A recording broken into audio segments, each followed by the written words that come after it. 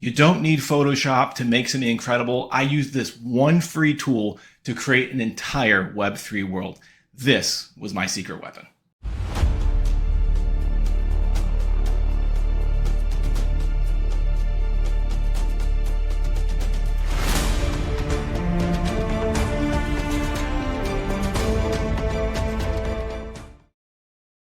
Hi, my name is Austin Riddick. I'm a founder of a project called Brainz, and this is a series called My Journey as a Web3 Founder. And today we're going to talk about one of 5 products or tools that we use over the last 4 years when we created this project called Brainz. You know, really, I want to take you through all the different tools that we've used to help us leverage in order to make this project. My goal for this really is I want to help anyone who wants to go on the same journey as us. You know, I'm a founder. I remember when I first started this journey, it was incredibly intimidating. I had no idea where to start. I had all these ideas and all these things that I wanted to do. And, you know, I just didn't know exactly how to get started. And if I can just help one person along the way, you know, get started on their journey, it's really all worth it for me. So, you know, I want to talk about the first product here that I used. And the number one tool that I would say that I've used is GIMP. Now, GIMP is one of my favorite tools. I'm telling you right now. I know some people are probably sitting there laughing at me and going, "Oh, are you serious?" No, really though, GIMP is an incredible tool. So now that you've downloaded GIMP, for the purpose of this video, I'm going to throw in one of our files of our characters, and we can get started and show you guys exactly how you can use GIMP. So let's throw one of our characters in here. This is just a regular GIMP file called an XCF. You can even throw in a PSD. And this is one of our characters called Garly. Garly's one of my favorites, actually. I love Garly. He's awesome. But before we get into that, I want to show you guys exactly all the tools that you have at your disposal from the get-go. So you have your move tool, where you can move the character around on the canvas if you choose. Or you have your select tool, where you can make squares and select certain parts of the character. You have a color select tool, which is actually one of my favorites. You can select entire colors, change them at will, however you want to do that.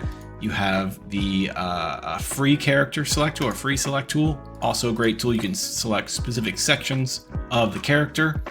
And then you also have the crop tool, which will allow you to crop the character if you wanted. So there's a lot of things that you can do. You can scale things. This is the scale tool. You can make things larger, bigger, however you want.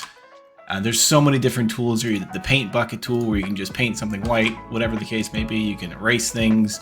It's really just up to you. There's so many tools here that you can use at your disposal that it's honestly would take us an hour to get into every single one of them. But this is just a basic tutorial of GIMP. I highly suggest you go on YouTube and watch one of the beginner tutorials that'll take you all the way more to an intermediate or advanced level. And it shouldn't take you long at all. It probably took me maybe about 24 to 48 hours just of messing around with the tool to actually get used to it. So we got Garly here. One of the things that's really important, I'm going to show you with Garly on the right hand side of your screen, is you have your layers. Now, if you're talking about making characters, especially if you have an NFT project, layering is literally everything. Layers, when you have NFTs, when the characters are actually spit out, the way that you get them with their different traits is you're layering their traits on top of each other. And let me show you exactly what I mean. So Garly here has quite a number of layers. If you click the little plus symbol here, you'll see all the layers that exist for Garly. And these are everything, his boots, see his feet there, he's barefoot, oh my God. You can see whatever you want. You know, just all kinds of different things you can just take off in his mouth, whatever the case may be. These are all different layers that you put onto the character. Jesus, that looks crazy. Wow, let me put that back on. But this is exactly how you build a character, either in Photoshop or any type of photo editing software. Now, for the purpose of this video, I'm going to show you exactly why layering is so important. It's one of the things that you use the most. So I'm going to take a couple things, turn them off on Garly here, and we're going to see exactly what happens. I'm actually going to give Garly a Viking helmet. Look at that. Turn on all his layers, and look at that. Everything's all jumbled up. It looks terrible. What the heck just happened? Why does it look so weird?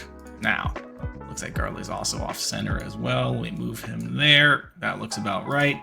So by the hierarchy of your layers, you can actually decide how these characters or how the images overlap onto each other. So let me show you exactly what I mean. You see how the Viking helmet is behind the brain? Yes, This is one of our characters. They're called Battle Brains for a reason. He has a volcano brain. He's actually quite my favorite, so that's the reason I'm using him. But you see how it's completely at the bottom of the hierarchy? If you want that to appear correctly, you're gonna have to take that and drag it all the way to the top, and all of a sudden, look, there you go. Now, it's at the top of the hierarchy and it's above the brain exactly how it should be. So now we're starting to look a little better. Same thing goes for the feet, right? You want to take that, drag it above the character. There you go. Drag that above the character. And then that's how you have your layers. All right, guys, that's all we have for today. If you want to learn more from us and see us on our journey, like, subscribe, follow. We'll be posting a lot more content in the future. Take care.